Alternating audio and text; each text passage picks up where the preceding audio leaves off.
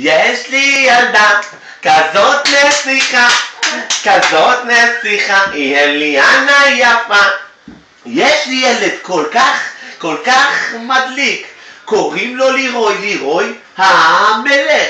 אבל יש לי ילדה כזאת נסיכה, היא אליאנה יפה.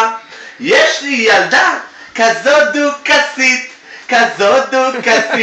כזאת מצחיקה.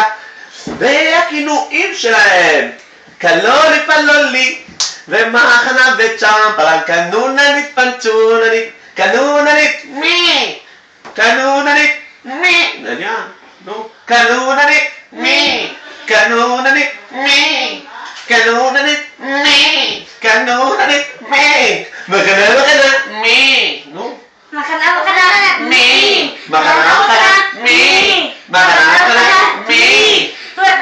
אבא שלו אוהב אותו, חולה עליו, גנוב עליו, ומהר, הדסר, אוהב אותו, חולה עליו, מבודד עליו. בואו נסכם את הסיפור הזה. 3 ילדים במלאכים, הם כל כך חמודים, כל כך מצחיקים, הם שייכים לעבגים. אבא,